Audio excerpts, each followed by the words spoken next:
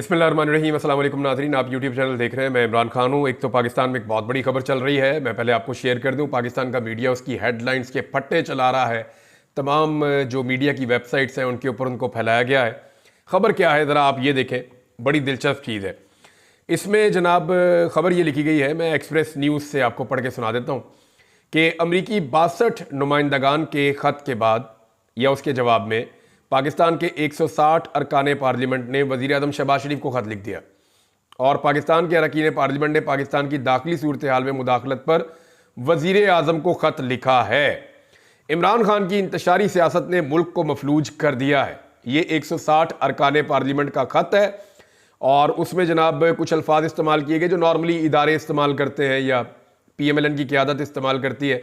ये ख़त किसने लिखा और ये ख़त कहाँ पे ड्राफ्ट हुआ, इस खत को जब पढ़ूंगा तो आपको आइडिया हो जाएगा कि इसके पीछे दस्तानों में छुपे हुए हाथ कौन से हैं जिनके हाथ में कलम था और उन्होंने ये खत लिखा। अच्छा जी, कहते हैं जी कि इमरान खान की इंतशारी सियासत से अगस्त 2014 और मई 2022 में भी मुल्क को मफलूज कर दिया था। वो जेल से इस्लामाबाद और लाहौर में इंतशार और तशद्दुद को हवा देने पर उकसाते रहे। इमरान खान ने डिजिटल दहशतगर्दी से सोशल मीडिया को इंतशार, बदअमनी को हवा देने, रियासत को धमकाने के लिए इस्तेमाल किया है। जनाब इसके बाद इन्होंने कहा जी, पाकिस्तानी मेंबरान ने पार्लियामेंट ने कहा कि अमेरिकी कांग्रेस के 62 नुमाइंदगान की पाकिस्तान की दाखिली सूरत हाल में मुदाखलत पर उन्होंने खत लिखा है और एक मखसूस पार्टी के बेबुनियाद सियासी बयानिए पर अमरीकी हुकूमत से तहफ़्फ़ुज़ात का इजहार किया गया है।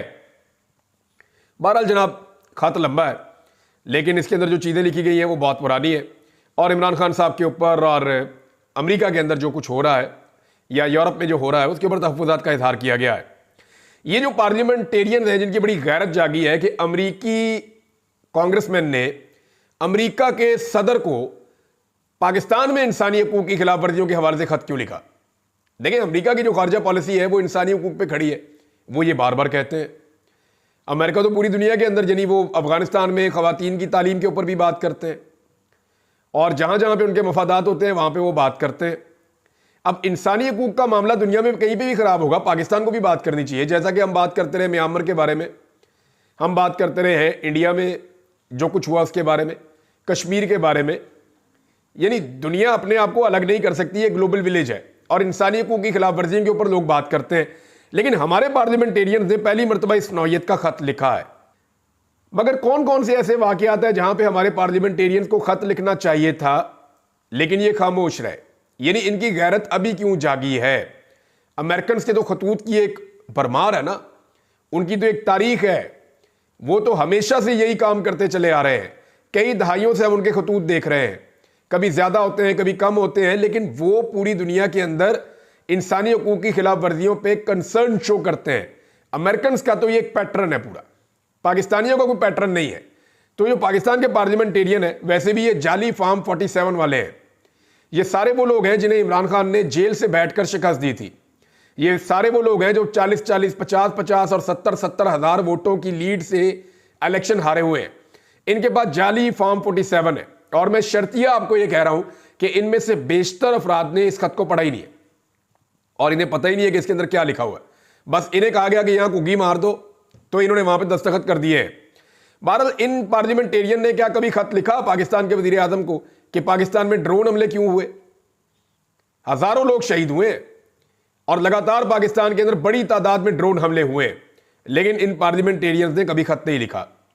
अमेरिकी जंग का पाकिस्तान हिस्सा बना, अवामी मर्जी के खिलाफ, कभी खत नहीं लिखा। इसराइली मुखालिफ मुजाहिरीन जो है, जो इसराइल के खिलाफ एहतजाज करने निकलते हैं उनके जुल्म के खिलाफ, उन पर पाकिस्तान में तशद्दुद किया गया, इन्होंने कभी खत नहीं लिखा। नवाज शरीफ ने पाकिस्तान जो महंगी बिजली बनाता है वो बिजली सस्ते दामों भारत को देने का फैसला कर लिया और ऐलान किया, इसके ऊपर उन्होंने खत नहीं लिखा। भारत के वजीर दिफा को पाकिस्तान का वजीर दिफा जवाब देने में लगातार नाकाम है और भारत हर थोड़े दिन बाद पाकिस्तान के ऊपर अटैक करता है बयानात की हद तक, इस पर इन्होंने कभी खत नहीं लिखा। पाकिस्तान ने अमेरिका को फौजी अड्डे क्यों दिए, इस पर इन्होंने कभी खत नहीं लिखा।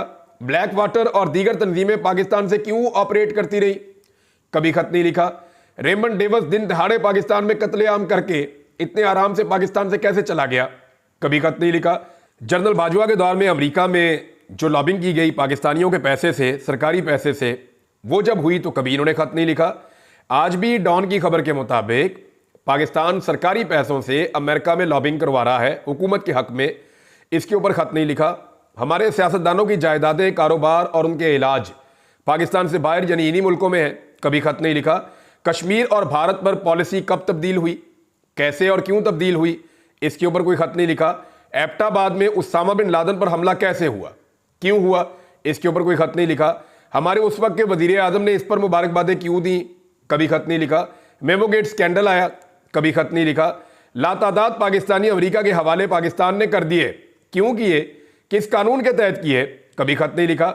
डोनाल्ड लू के हवाले से जो साइफर सामने आया जिसमें धमकी लगाई गई कि इमरान खान की हुकूमत गिराओगे तो ठीक है वरना नताइज भुगतना पड़ेंगे, इसके ऊपर पार्लियामेंटेरियन ने कभी खत नहीं लिखा। पूरी मईशत IMF के सामने पाकिस्तान की मौजूदा रजीम ने गिरवी रख दी, इसके ऊपर कभी खत नहीं लिखा। अरशद शरीफ को कीनिया में कत्ल कर दिया गया, कभी खत नहीं लिखा। नवाज शरीफ ने मुंबई हमलों की जिम्मेदारी पाकिस्तान पर डाल दी, कभी खत नहीं लिखा। पनामा और दुबई लीक्स में अरबों डॉलर पाकिस्तानियों के निकल आए, कभी खत नहीं लिखा। ये वो सारे मामलात हैं जिनके ऊपर खतूत लिखने चाहिए थे पाकिस्तान के पार्लियामेंटेरियंस को। मैं आपको इस तरह के 100 मामलात और लिख के बता दूंगा, बोल के भी बता दूंगा, लेकिन कभी भी इन पार्लियामेंटेरियंस की गैरत नहीं जागी, इन्होंने कभी खत नहीं लिखा। आज ये खत क्यों लिख रहे हैं, इसकी आप जरा वजह समझिए। खत लिखने की वजह यह है कि ये जाली फार्म 47 के ऊपर सारे MNA बने हुए हैं और इन्हें पता है कि जेल में बैठा हुआ आदमी किसी वक्त भी इनसे इक्तदार छीन लेगा और ये आइंदा कभी MNA बनने के काबिल भी नहीं रहेंगे। इनके नस्लों की सियासत वो तबाह कर चुका है, लिहाजा ये अपने सर्वाइवल के लिए हर वो काम कर रहे हैं जो इनसे कहा जा रहा है। खत किसी और ने लिखा और दस्तखत जनाब सबसे करवा लिए गए, और वैसे भी इनके खत की औकात क्या है, खत की औकात क्या है, ये तो जाली असेंबली है, ये तो जाली फार्म 47 के ऊपर आए हुए हैं, तो इनके खत की वैसे भी कोई औकात नहीं है। और आलमी सतह पे आप देख लीजिए अपनी औकात, ये वो पार्लियामेंटेरियन है जो अपने वजीर आजम से नहीं मिल सकते, और उस वजीर आजम की हालत ये है कि जहां अमेरिका में खत लिखा गया, ये उन खत लिखने वालों से आपका वजीर आजम नहीं मिल सकता। तो हालत तो पाकिस्तान की ये है। अब कुछ और खबरें हैं वो मैं आपके साथ शेयर कर देता हूं। नंबर 1, चीन और पाकिस्तान के हवाले से एक चीज का इजहार किया जा रहा है। यहां पे तारिक हबीब साहब का एक ट्वीट है, वहां से मैं आपको पढ़ के सुना देता हूं कि एक्चुअली इसके पीछे जो कहानी बयान की गई है वो कहानी है क्या। ये कहानी जो है वो जर्नलिस्ट ने तारिक हबीब साहब उन्होंने बयान की है। इससे पहले ये कहानी जो है वो मैंने सुनी नुसरत जावेद साहब से भी। तो हुआ ये कि प्रोग्राम ऐसे बढ़ा पाकिस्तान का कि चीन के साथ भी ताल्लुकात खराब कर दिए। इसहाक डार साहब को ये लगा कि शायद जैसे पाकिस्तानी हमारे गुलाम है, ये चीनी भी हमारे गुलाम है। अब हुआ ये कि एक थिंक टैंक ने चीन से ताल्लुकात के हवाले से एक प्रोग्राम मुनक्कद किया था और इसमें चीन के सफीर को भी बुलाया गया था। इस प्रोग्राम में मेहमानों के ख्यालात के इजहार के बाद आखिर में जनाब सबसे इसहाक डार साहब की तकरीर रखी गई थी और डार साहब समझे कि चीनी भी हमारे गुलाम है। डार साहब ने अपनी तकरीर में कहा कि पाकिस्तान और चीन की दोस्ती इतनी मजबूत है कि चीनी सदर ने हाल ही में शहबाज शरीफ से मुलाकात की है और एक बात कही है। उन्होंने कहा कि पाकिस्तान के अलावा दुनिया में किसी भी मुल्क में अगर चीनी बाशिंदों को नुकसान पहुंचेगा तो चीन इस मुल्क में सरमायाकारी नहीं करेगा और ना ही इस मुल्क के साथ ताल्लुकात को फरोग देगा।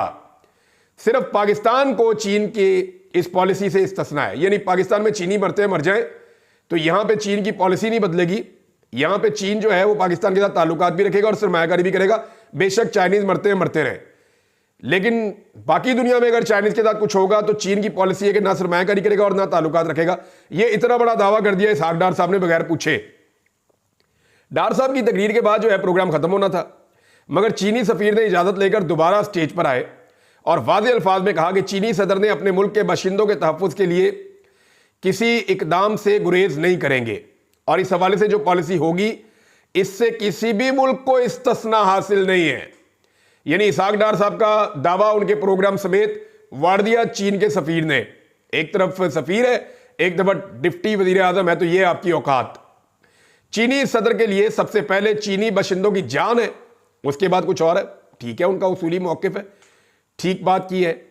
तो चीनी सफीर के खिताब के दूसरे राउंड के बाद प्रोग्राम तो बढ़ गया और इसमें जनाब डार साहब का फिर चेहरा देखने वाला था, उनकी हालत देखने वाली थी। उनके चेहरे पे एक रंग आ रहा था और एक रंग जा रहा था और यानी डार साहब को लगा जैसे पाकिस्तानियों की जान सस्ती है और पाकिस्तानी मारे जाए तो कुछ नहीं होता, तो ऐसे ही जो चीनी है उनकी भी जान सस्ती है और हम उनके बारे में भी इस तरह के दावे कर सकते हैं। नाज़रीन, पाकिस्तान के दफ्तर खारजा ने इसके ऊपर हैरत का इजहार किया बाद में, क्योंकि मौके पे तो डार साहब का मुंह बंद हो गया था। और पाकिस्तान में चीन के सफ़ीर का बयान हैरानकुन है, जो दोनों ममालिक के सफारती ताल्लुकात की अक्कासी नहीं करता। पाकिस्तान ने इसके ऊपर ये रद्द अमल दिया है। मरियम नवाज साहिबा ने एक और दावा कर दिया, और अपने वालिद को लेकर, अपनी पॉलिटिकल पार्टी को लेकर वो बार बार ये दावा करती हैं। ये मुखालिफिन भी कह रहे हैं कि नून लीग की हवा चल पड़ी है, तो मुखालिफिन वाकई ये कह रहे हैं कि नून लीग की हवा चल नहीं पड़ी, नून लीग की हवा निकल गई है। नून लीग के गुब्बारे में जाली फार्म 47 के साथ जो हवा भरी थी पाकिस्तान के इदारों ने और सहूलतकारों ने मिलकर, वो हवा अब निकलने का टाइम हो गया है। ये गुब्बारा पंचर हो गया है और अभी कभी इस तरफ जा रहा है, कभी इस तरफ जा रहा है। इन्हें समझ नहीं आ रही कि ये अपने गुब्बारे को संभालें कैसे। वजह यह है कि ये अदलिया के साथ जो खिलवाड़ करना चाहते थे वो करने में बुरी तरह नाकाम रहे। सिर्फ पाकिस्तान तहरीक इंसाफ इकट्ठी होकर और यकमुश्त अवामी सपोर्ट के साथ एक तहरीक चलाएगी तो सूरत बदल जाएगी। अलीमा खान साहिबा ने एक बड़ी इंपॉर्टेंट बात की है। उन्होंने ना डोनाल्ड ट्रंप के इलेक्शन को लेकर, बहुत सारे लोग बहुत जज्बाती हो जाते हैं, लेकिन उससे फर्क पड़ेगा, लेकिन इंटरनेशनल फ्रंट है ना। यानी अलीमा खान साहिबा ने यह कहा कि डोनाल्ड ट्रंप पे जिसको उम्मीद है वो रहे, लेकिन पाकिस्तानियों को खुद कुछ करना पड़ेगा और पाकिस्तानियों को इमरान खान के लिए तहरीक चलानी पड़ेगी, और हम एक आज़ाद मुल्क है। बड़ा लाउड एंड क्लियर उनका मैसेज है अलीमा खान का। इमरान खान साहब भी हमेशा ये कहते हैं कि ठीक है, हम इंसानी हकूक़ की खिलाफ वर्जियाँ करें तो दुनिया उंगली उठा सकती है, उनका हक है, और अगर दुनिया इंसानी हकूक़ की खिलाफ वर्जी करे तो हम भी उंगली उठा सकते हैं, हमारा हक है। हमने ईरान में जुल्म हुआ, इराक में जुल्म हुआ, हमने फ़लस्तीन में जुल्म हुआ, दुनिया के जिस जिस मुल्क में जहां जहां जुल्म हुआ, लिबिया में, कहीं भी हमने आवाज़ उठाई है, शाम के मुसलमानों के लिए आवाज़ उठाई है। तो इसी तरह ये आवाज़ उठाना सबका हक होता है, और अगर हम जुल्म करेंगे तो जो मुहज़्ज़िब दुनिया है वो भी आवाज़ उठाएगी, जो कुछ इस वक्त पाकिस्तान में हो रहा है। तो नाज़रीन, इसमें ओवरसीज़ पाकिस्तानी जो है उनके पास ऑप्शन महदूद होती हैं, और वो वही कर सकते हैं जिन मुल्कों में वो मौजूद हैं कि वो खारजी तौर पे पाकिस्तान के ऊपर दबाव डलवाएं कि पाकिस्तान में जमहूरियत होनी चाहिए, आज़ादी इज़हार राय होना चाहिए, इंसानी हकूक़ का एहतराम होना चाहिए, जुल्म और ज़्यादती बंद होनी चाहिए, नाइंसाफ़ी बंद होनी चाहिए। तो उसके लिए वो कोशिश करते हैं। अभी हाल ही में पाकिस्तान तहरीक इंसाफ के सज्जाद बरकी और डॉक्टर आतिफ खान की पाकिस्तानी अमरीकी डॉक्टरों के ग्रुप के साथ लारा ट्रंप और रिपब्लिकन नेशनल कमेटी की शरीक सदर के साथ मुलाकात हुई है, और उन्होंने पाकिस्तान के हवाले से और इमरान खान के साथ होने वाले सलूक से आगाह किया, और लारा ट्रंप ने वफ्द को यकीन दहानी भी करवाई है कि जी अगर उन्हें ये इक़्तिदार मिल जाता है तो वो पाकिस्तान में इंसानी हकूक़ के हवाले से आवाज़ ज़रूर उठाएंगे। डोनाल्ड ट्रंप भी ऐसा ही कह चुके हैं। इसी बुनियाद पे जो पाकिस्तानी कम्युनिटी है वो वहाँ पे डोनाल्ड ट्रंप को सपोर्ट कर रही है। हालांकि देखें, डोनाल्ड ट्रंप के मामलात हों या जो बाइडन के मामलात हों, वो पाकिस्तान की बहुत सारी पॉलिसी से वो अलग होते हैं। पाकिस्तान की आवाम कुछ चीज़ें किसी और तरह चाहती है, लेकिन अमेरिकन उन चीज़ों को किसी और तरह चाहते हैं। तो ये तो इख्तलाफ रहेगा, लेकिन जो कम से कम इत्तफाक हो सकता है वो इस बात पे हो गया, जो बाइडन की पार्टी के साथ नहीं हो सका और ट्रंप की पार्टी के साथ हो गया, कि पाकिस्तान में इंसानी हकूक़ की खिलाफ वर्जी के हवाले से वो अपनी आवाज़ उठाएंगे। अब बाहर से दबाव जितना मर्जी आए, लेकिन जब तक पाकिस्तान के अंदर एक मुकम्मल तहरीक खड़ी नहीं होगी, जिसका मोमेंटम बन गया था लेकिन अक्टूबर के शुरू में ये मोमेंटम टूट गया, जब तक पाकिस्तानी खड़े नहीं होंगे पाकिस्तान के अंदर हालात बेहतर नहीं होंगे। इमरान खान साहब बार बार इस बारे में बात करते रहते हैं और उनकी पार्टी भी इस बारे में जोर देती रहती है। शेर अफजल मरवत साहब जो है वो वापस खबरों में आ गए हैं और कुछ चीज़ें उन्होंने ऐसी की हैं जिसके बाद सोशल मीडिया के सारिफीन भी उनके ऊपर तनकीद कर रहे हैं। वजह यह है कि मरवत साहब ने कहा जी मेरे पास 30-40 वोट थे सुप्रीम कोर्ट बार एसोसिएशन के इलेक्शन में, लेकिन हामिद खान, क्योंकि सामने हामिद खान का ग्रुप था, तो मैंने हामिद खान को वोट नहीं डाला। इस पे सोशल मीडिया सारिफीन ये कह रहे हैं कि आपको इस बात का अंदाज़ा भी है कि आपने अगर वोटर्स को रोका है या अपने इन्फ्लुएंस को इस्तेमाल किया है हामिद खान के उम्मीदवार को हराने के लिए, तो आपने दूसरी तरफ फ़ायदा दे दिया है आज़म नज़ीर तारड़ साहब और एहसन भून साहब को और हुकूमत को कि उनका ग्रुप कामयाब हो जाए। अब इस पर बुछाड़ हो रही है शेर अफजल मरवत के ऊपर कि उन्हें इमरान खान को देखना चाहिए था। यानी बहुत सारे लोग ऐसे हैं जिन्हें लोग शक्ल से पसंद नहीं करते, बहुत सारे उम्मीदवार ऐसे हैं जिनकी लोग शक्ल भी नहीं देखना चाहते, लेकिन इलेक्शन में लोगों ने उनको वोट इसलिए डाल दिया कि उनके पास इमरान खान का टिकट था। लोगों को लगा कि यार ये जैसा भी है। शेर अफजल मरवत साहब के अपने वोट कितने थे, कभी वो गिन के देख लेना कि जब माजी में कभी उन्होंने इलेक्शन लड़ा इमरान खान के बगैर तो उनके अपने वोट कितने थे, तो उनके तो वोट उतने ही होंगे, लेकिन जब वो इमरान खान के टिकट के साथ गए तो फिर उनके वोट कितने बढ़ गए। तो लोगों ने उन्हें वोट नहीं डाला, लोगों ने इमरान खान को वोट डाला। तो शेर अफजल मरवत साहब ये फॉर्मूला कैसे भूल गए, बहुत सारे लोग ये सवालात उठा रहे हैं। सलमान अकरम राजा साहब ने शेर अफजल मरवत साहब के हवाले से कहा कि शेर अफजल मरवत को आखिरी मौका दे रहे हैं, अगर बाज ना आए तो कार्रवाई होगी।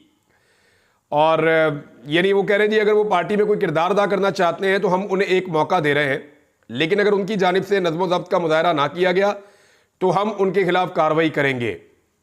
शेर अफजल मरवत साहब का जवाब भी आया, सख्त जवाब है कि जनाब मैं आपको जवाबदेही नहीं हूँ, और वो डायरेक्टली समझते हैं कि वो इमरान खान को जवाब दें। लेकिन जब आप एक पॉलिटिकल पार्टी में होते हैं, एक सिस्टम में होते हैं, तो फिर आपको उस पॉलिटिकल पार्टी की पॉलिसी को फॉलो करना पड़ता है और आपको मिलकर चलना पड़ता है बाकी सब लोगों के साथ। आप अपना अलग एक वो मामला नहीं कर सकते। लेकिन शेर अफजल मरवत तो फिर शेर अफजल मरवत है, आपको आइडिया है कि वो हमेशा खबरों में रहते हैं और तनकीद की जद में भी रहते हैं। पाकिस्तान तहरीक इंसाफ के अंदर धड़े हैं मुख्तलिफ, कोई उन्हें सपोर्ट करता है और कुछ धड़े उनकी मुखालफत भी करते हैं, और वो ये कहते हैं कि शेर अफजल मरवत साहब को डिसिप्लिन के अंदर रहना चाहिए। अब ये वोट ना डालना जो है या इस किस्म का दावा करना, ये बड़ी अजीब चीज़ है। उनका एक और बयान भी आया था कि नवाज शरीफ जब तक नहीं चाहेंगे इमरान खान बाहर नहीं आएंगे, तो मैं इससे इत्तफाक नहीं करता। नवाज शरीफ साहब तो खुद पाकिस्तान से बाहर जाने के लिए जो है वो मंजूरियां मांगते फिर रहे थे, तो इमरान खान के बाहर आने का नवाज शरीफ से क्या ताल्लुक। नवाज शरीफ तो वो शख्स है जो वज़ीर आज़म बनने पाकिस्तान में आया, लेकिन बड़ी मुश्किल से एक फार्म 47 उनको मिला जिसपे वो MNA बने, मेंबर कौमी असम्बली। तो मुझे लगता है कि शेर अफजल मरवत साहब बाज़ औक़ात ऐसी चीज़ें कह जाते हैं जिसके बारे में शायद उन्होंने सोचा नहीं होता कि इसका इम्पैक्ट क्या आएगा। नाज़रीन, इस वीलॉग को यहाँ पे रोक लेते हैं और कुछ और चीज़ें आपके साथ शेयर करेंगे बाद में अगले वीलॉग में। अब तक के लिए इतने, अपना ख्याल रखिएगा, अपने इस चैनल का भी। अल्लाह हाफ़िज़।